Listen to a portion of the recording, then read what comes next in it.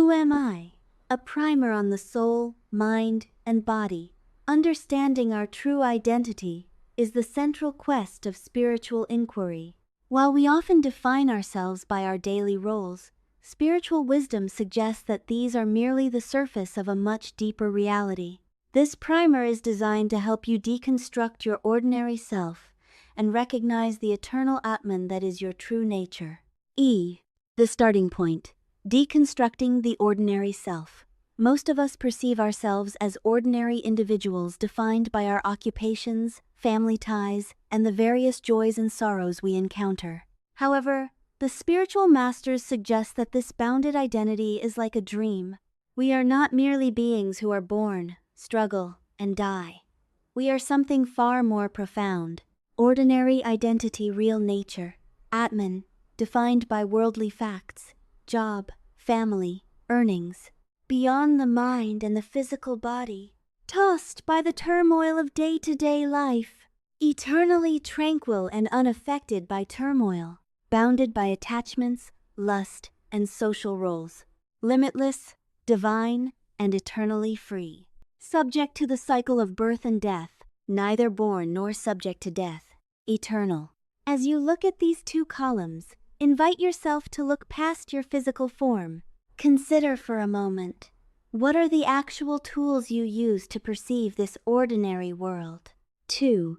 The physical vessel, the five senses and the body. The physical body is our most evident form, yet it is merely a vessel. We interact with the external world through 5 specific gates or sense organs. Our entire experience of the world is strictly limited to what these organs can verify. Vision, eyes, the gateway to form and light. Hearing, ears, the gateway to sound. Touch, skin, the gateway to sensation and temperature. Taste, tongue, the gateway to flavors. Smell, nose, the gateway to sense. If any of these organs is defective, a specific world of experience is lost. For example, if the ears are defective, the entire world of sound ceases to exist for that individual. Thus, what we call reality is simply a filtered experience provided by these tools. Pause for a moment and notice how your ears hear sounds while your eyes see these words. Something within you is harmonizing these different inputs into a single coherent experience. This points us toward a sixth sense that coordinates all others. 3. The sixth sense, understanding the mind. While the body provides the organs, the mind acts as the coordinator. Without the mind's participation, the 5 senses cannot function. If the mind withdraws its attention, the eyes may look, but the person does not see. Coordination. The mind acts as the central hub that interprets data from the 5 physical senses. Cognition. It is the seat of I consciousness, the part of us that says I am, and adopts the body's experiences as its own. Independent functioning. The mind can function even without the physical senses, such as during dreams, where it creates an entire reality while the physical body remains unconscious. While the mind is a powerful coordinator, it is not the ultimate source of awareness. It is a tool, an apparatus used by something higher. 4. The analogy of light, the sun, moon, and reflection. To understand the relationship between the absolute source and your individual experience, we use the analogy of the sun and the moon. The mind is inanimate. It has no light of its own. It only appears intelligent because it reflects a higher source. To refine this, think of an electrical apparatus. We see the light or feel the heat, the effect, but we cannot assess the nature of the electricity, the cause, simply by looking at the bulb. The mind is the apparatus. The Atman is the power. The sun, Brahman, the totality of God. The absolute, self-luminous source. The moon, the mind, a non-luminous reflector. It is a lifeless material that only shines when activated by the source. The sunlight, touching the moon, Atman, Kudastha, the limited portion of the total light that makes contact with the individual mind. The moonlight, Chithabasan, Abasan, the reflected light. This Abasan represents the limited intelligence of the mind, but it also includes our ignorance. Our very notion of being a separate, ignorant person is part of the reflected moonlight, Abasan, not a fact of the Sunday.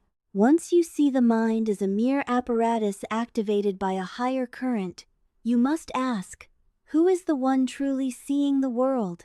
5. The true subject, Atman as the seer. In every experience, there is a subject, the one who sees, and an object, the thing that is seen.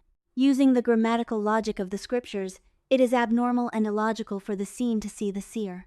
If you can observe a thought or a feeling, that thought is by definition an object. Second person. You are the subject, first person. The real subject, the seer. The object, the seen. Atman, the true first person. The mind, a psychological structure you can observe. The subject, that which cannot be seen. The body, a physical material form. Animate source. The electricity. Inanimate materials, lifeless without activation. The mind cannot know the Atman for the same reason a tree cannot see the person looking at it. The seen cannot see the seer. Our struggle arises because we mistake the reflection for the source. 6. Overcoming ignorance. From misconception to reality, we often live in a state of spiritual amnesia, illustrated by the analogies of the lion's cub raised among sheep and the kidnapped prince raised in a forest. Both believed they were something they were not until they were shown the truth. Crucially, the cub does not become a lion. It simply realizes it never was a sheep. Self-realization. Atma Sakshatkar is not an attainment, but a negative process. It is the disappearance of the false sheep identity, rather than the addition of a new lion identity. Critical takeaways on self-realization. Paramana Maharishi 1. It is the removal of ignorance. Realization is not a positive gain. It is the disappearance of the misconception that you are the body or mind. 2. It is not a vision. You cannot see the Atman as a thing or a feeling because the Atman is the one doing the seeing. 3.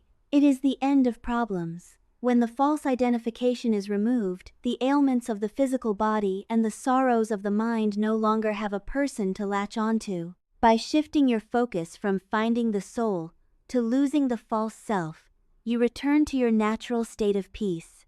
7. Conclusion. The simple truth of your being. The question, who am I, leads to a truth that is very, very ordinary. The Atman is not a gigantic or mountain-like experience you must climb to reach. It is your natural state. Just as a tongue does not taste its own sweetness, the Atman is a tasteless state. It is the simple, ordinary base upon which all other experiences are tasted. You do not need to look for a spectacular vision. You are already the Sunday. You are already the pure, complete spirit that remains unaffected by the temporary clouds of thought and emotion.